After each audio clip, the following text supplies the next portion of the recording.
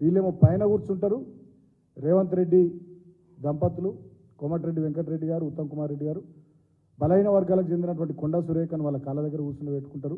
దళిత వర్గానికి సంబంధించినటువంటి బట్టి విక్రమార్క గారిని వాళ్ళ కాళ్ళ దగ్గర కూర్చుండబెట్టుకుని వల్ల యావత్ దళిత జాతిని, బడుగు బలహీన వర్గాలకు సంబంధించినటువంటి బీసీ జాతిని అవమానించారు. వెంటనే ఇవాళ నేను ముఖ్యమంత్రిని కోరుతా ఉన్నా, ఈ జరిగినటువంటి మీరు చేస్తున్నటువంటి మీ ఆచరణ ఇదంతా కూడా ఇవాళ దళిత జాతి, అదేవిధంగా బహుజన జాతి, బడుగు బలైన వర్గాల ప్రజానికం గమనిస్తూ ఉన్నారు. సాక్షాత్తు దేవుని చెంతనే, దేవుని ముందరనే ఈ రకంగా మా దళితులకు, బలహీన వర్గాలకు అవమానం జరిగితే మా ఆత్మగౌరవం దెబ్బతింటే ఎక్కడికి పోయి చెప్పుకోవాలి, ఎవరికి చెప్పుకోవాలి? బట్టి విక్రమార్క గారు, వారి కుటుంబం మొదటి నుంచి కాంగ్రెస్ పార్టీ కుటుంబం. వారి అన్న మల్లు అనంతరాములు గారు ఉమ్మడి ఆంధ్రప్రదేశ్లో పీసీసీ అధ్యక్షుడిగా పనిచేసింది. వాళ్ళ అన్న మల్లు రవి గారు ఎంపీగా పనిచేసినారు. ఢిల్లీలో ప్రభుత్వ ప్రత్యేక ప్రతినిధిగా పనిచేసినారు గతంలో. వీరు సిఎల్పి లీడర్గా పనిచేసినారు, పాదయాత్రలు చేసినారు. ఈయన మధ్యలో వచ్చినటువంటి కాంగ్రెస్ వాది కాదు, మొదటి నుంచి కుటుంబం అంతా కాంగ్రెస్ పార్టీ కుటుంబం. ఈ ఫోటోలో కనబడుతున్నటువంటి అందరికన్నా సీనియర్ నాయకుడు బట్టి విక్రమార్క గారు. ఈ ఫోటోలో కనబడుతున్నటువంటి వాళ్ళందరికన్నా సీనియర్ నాయకుడు బట్టి విక్రమార్క గారు.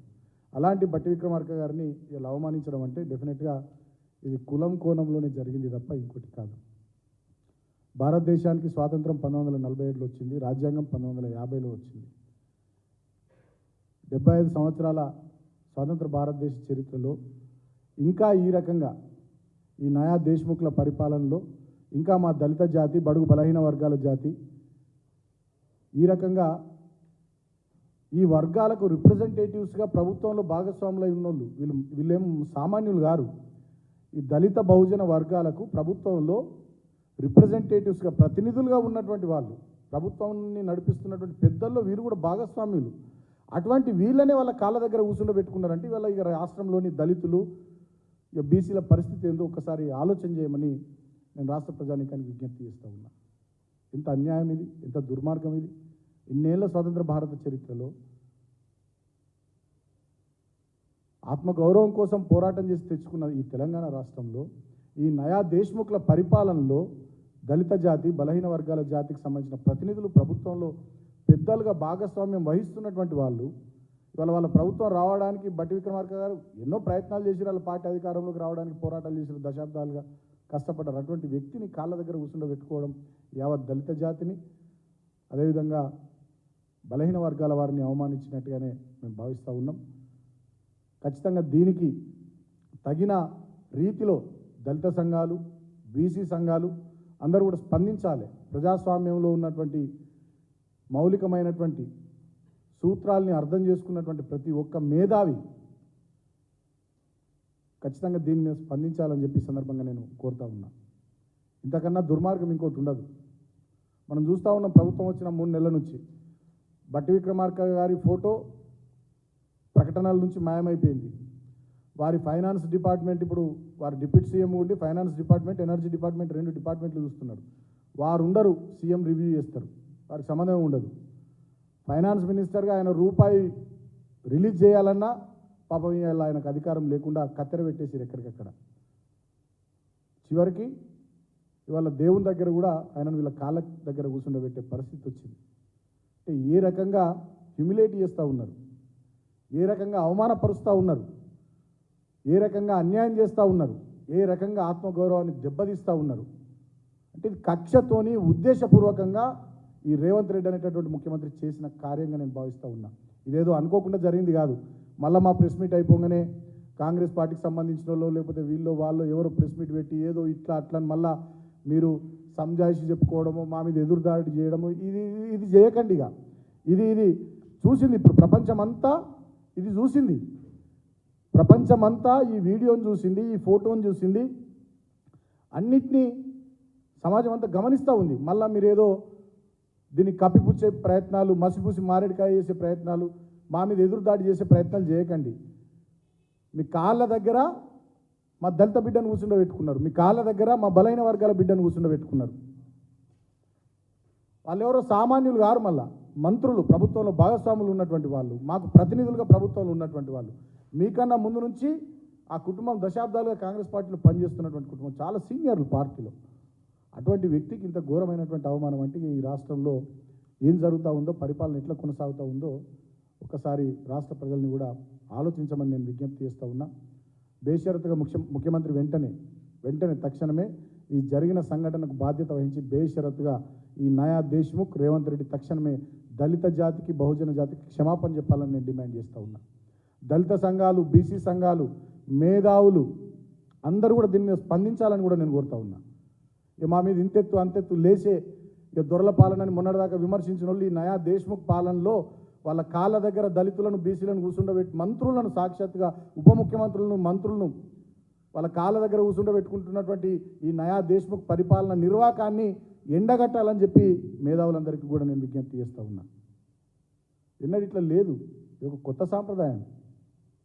అంటే 75 ఏళ్ల స్వాతంత్ర భారత చరిత్రలో ఎన్ని పోరాటాలు జరిగినా, ఎన్ని పెను మార్పులు చోటు చేసుకున్నా, ఇక ఈ నయా దేశ్ముఖ్ల రక్తంలో అది ఉంది కాబట్టి మీరు గట్లనే ఉండాలి. ఇక మీరు దళితులు అంటే గింతే, మీరు బీసీలు అంటే గింతే. ఆయన అన్నాడు కదా రేవంత్ రెడ్డి గతంలో ఒక కుల సంఘం మీటింగ్లో పాల్గొని, మేమే పరిపాలన చేయాలి, మేము పాలించేటోళ్ళమని మాట్లాడిండు రేవంత్ రెడ్డి గతంలో. మీరంతా ఎస్సీలు, బీసీలు పాలించబడేటోళ్ళు, పాలించేటోళ్ళం మేము దేశ్ముఖ్లము అని చెప్పి గతంలో మాట్లాడింది రేవంత్ రెడ్డి. ఇవాళ ఆచరణలు చూపిస్తూ ఉన్నాడు. మీదికి చూడనేమో ప్రభుత్వంలో భాగస్వామ్యాన్ని కల్పించినట్టు, డిప్యూటీ సీఎం ఇచ్చినట్టు, మంత్రులు ఇచ్చినట్టు, ఏదో పెద్దపీట వేసినట్టు మీదికి చూడ. ఆచరణ కాడికి వచ్చేసరికి వాళ్ళ కాళ్ళ దగ్గర కూర్చుండబెట్టుకోవడం. అంటే ఆయన ఏదైతే గతంలో మాట్లాడిండో దాన్ని అంతా వాళ్ళ ఆచరణలు చూపిస్తూ ఉన్నాడు.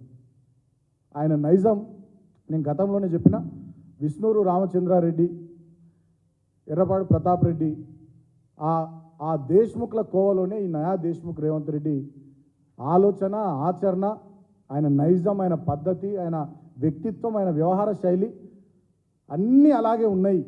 వాటికి నిదర్శనమే ఇవాళ ఈ సంఘటన. ఇదేదో ఆషామాషిగా జరిగింది కాదు, అనుకోకుండా జరిగింది కాదు. నేను కాంగ్రెస్ పార్టీలో ఉన్నటువంటి దళితులు, బహుజనులు మిమ్మల్ని కూడా స్పందించాలని కోరుతా ఉన్నా.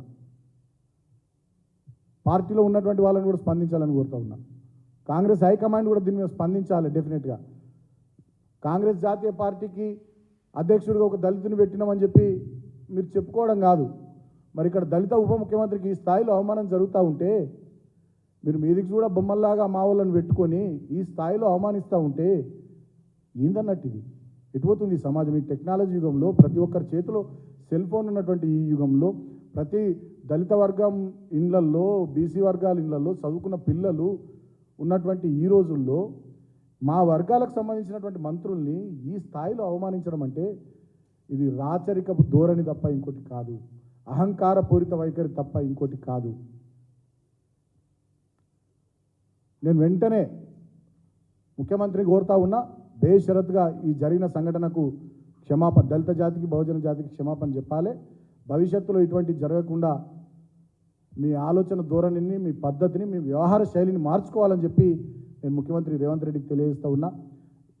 ఇవాళ బాధతో మాట్లాడుతూ ఉన్నాం. మేము ఏదో మాట్లాడడానికి నేను మాట్లాడట్లేదు. దళిత వర్గాలకు చెందినటువంటి బిడ్డగా మా రక్తంలో అంబేద్కర్ ఉన్నాడు, మా రక్తంలో అంబేద్కర్ ఉన్నాడు. ఈ దేశం 75 సంవత్సరాల భారతదేశం ఇట్లా ఒక్కటిగా ఉండడానికి, ఇంత గొప్పగా ఎదగడానికి ఉత్పత్తి కులాల, శ్రామిక కులాల మా కష్టం ఉంది. అటువంటి మా కష్టజీవులు, శ్రమైక జీవనాన్ని కొనసాగించినటువంటి మా వర్గాలకు సంబంధించినటువంటి బిడ్డల్ని ప్రభుత్వంలో పెద్దలుగా చూసి, సరే పార్టీ ఏదైనా కావచ్చు, మా వాళ్ళు మంచి స్థానంలో ఉన్నారని సంతోషపడతాం ఈ వర్గాలకు సంబంధించినటువంటి బిడ్డలం. అటువంటిది మా వాళ్ళని ఇంత ఘోరంగా అవమానిస్తూ ఉంటే ఇది ఎట్టి పరిస్థితుల్లో మంచి సాంప్రదాయం కాదు. నేను కాంగ్రెస్ పార్టీలో ఉన్నటువంటి ఎస్సీబీసీ నాయకులకు విజ్ఞప్తి చేస్తూ ఉన్నా.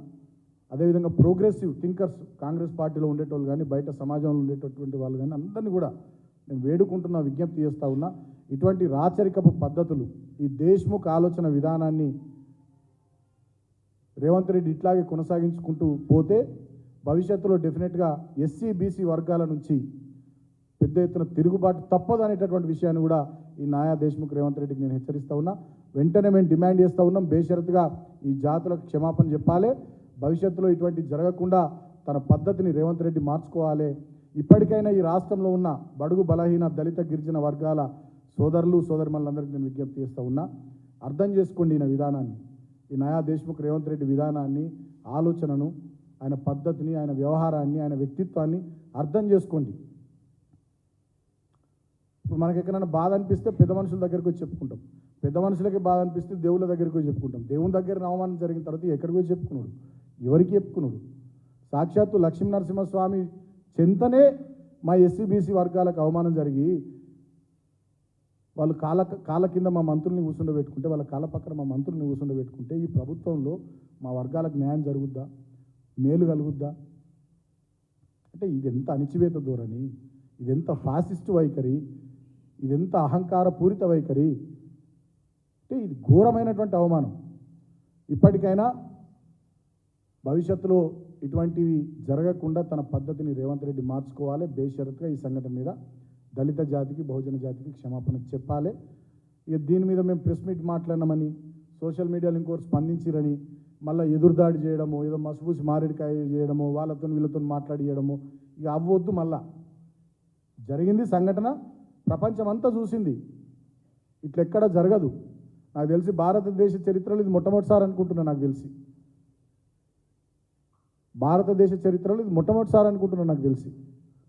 ఒక ఉప ముఖ్యమంత్రి ఆయన మంత్రివర్గంలోని ఇద్దరు మంత్రులు ఒకే సామాజిక వర్గానికి సంబంధించినటువంటి వాళ్ళు ఒక దళిత బిడ్డను, ఒక బహుజన బిడ్డను వాళ్ళ కాళ్ళ పక్క కూర్చుండబెట్టుకోవడం, వాళ్ళ కాళ్ళ కింద కూర్చుండబెట్టుకోవడం, వీళ్ళు పైన కూర్చోవడం, ఇది బహుశా దేశ చరిత్రలో మొట్టమొదటిసారి అనుకుంటున్నా. ఇది చాలా పెద్ద అట్రాసిటీ, ఇది చాలా దుర్మార్గం. ఇది నేను ఆవేదనతో బాధతో చెప్తా ఉన్నా, కోరుతా ఉన్నా, ప్రతి ఒక్క మేధావి, అదేవిధంగా దళిత సంఘాలు, బీసీ సంఘాలు అందరూ కూడా స్పందించాలి. ఈ ముఖ్యమంత్రి ఫ్యూడల్ ఆలోచన విధానాన్ని, ఫాసిస్టు ధోరణిని, ఆయన వ్యక్తిత్వాన్ని, ఆయన నయా దేశ్ముఖ్ ఆలోచన సరళిని తెలంగాణ సమాజం కూడా గమనించాలి, అర్థం చేసుకోవాలని చెప్పి సందర్భంగా నేను విజ్ఞప్తి చేస్తాను. Thank you.